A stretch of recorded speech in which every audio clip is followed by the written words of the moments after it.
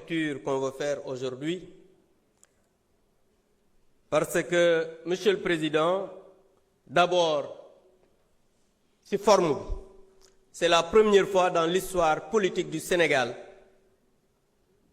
ñuy lever immunité parlementaire et député bureau bi yépp nekk benn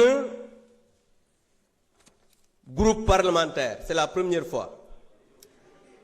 S'il vous plaît, tout le bureau, lors de la levée de l'immunité parlementaire de Ousmane Sonko, le bureau, le premier vice-président, c'est votre actuel ministre de l'Éducation nationale, Guirassy. Et je vous rappelle, Monsieur le garde des Sceaux, je parle sous votre direction parce que on a dit qu'il n'y a jamais eu de dossier dans une procédure de levée d'immunité parlementaire. C'est totalement faux. Vous êtes un magistrat, vous savez qu'à chaque fois qu'il y a une demande, c'est motivé. Lors de la levée de l'immunité parlementaire de Ousmane Sonko, on nous a donné 15 documents. 15, je dis bien 15 et je vais vous les lire. La presse, après, je pourrais mettre à votre disposition le document.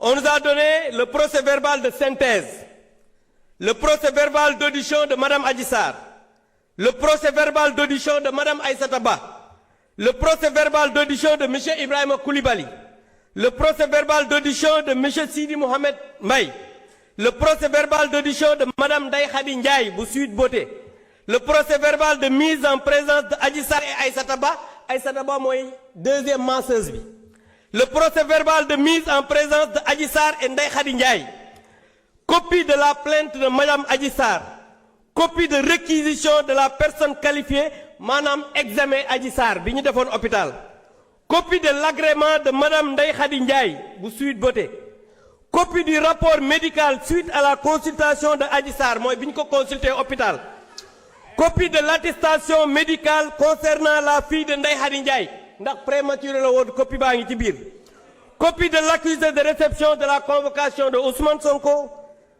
15e document, copie du courrier collectif des avocats de Ousmane Sonko. Donc lii mooy li nga xam ne moo nekkoon ci dossier ba. Beneen bi mooy ñii ñu ñëw ñuy def levée d'immunité parlementaire sans document. Aujourd'hui ñii war a poursuivre mooy le groupe PASTEF pour association d'escroquerie politique portant sur une manipulation à exécuter une commande politique du Premier ministre Ousmane Sonko en utilisant frauduleusement le règlement intérieur de l'Assemblée nationale qui est une loi organique. Monsieur le ministre, Ousmane Sonko moo wax ne Farba Ngom dootul bokk ci élection fii ci Sénégal. Tey ñu ñëw ne dañ koy jël def une manipulation pour le livrer à la justice, mais tout à l'heure madame la présidente l'a dit. Dama bëgg ngeen xam ne fii ragal yeewoowu fi. Monsieur le ministre, moi je vous ai connu magistrat digne, libre. Ousmane Sonko moo wax ne vous n'êtes pas un homme libre parce que yow autorité politique nga, su la waxee jàppal diw da nga koy jàpp. Loolu moom moo ko wax. Moom moo wax ne su la waxee ne jàppal diw, vous êtes obligé d'appeler le procureur mu poursuivre cette personne. C'est lui qui l'a dit, alors que bi ngay liggéey nekk magistrat di prêter serment mi ngi jàng.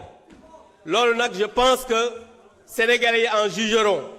En tout cas, ce qui est en train d'être fait, c'est une escroquerie politique, et pour l'affaissement de l'Assemblée nationale, nous ne pouvons pas participer à ça, et je demande à mes collègues de se retirer pour ne pas participer à cette mascarade.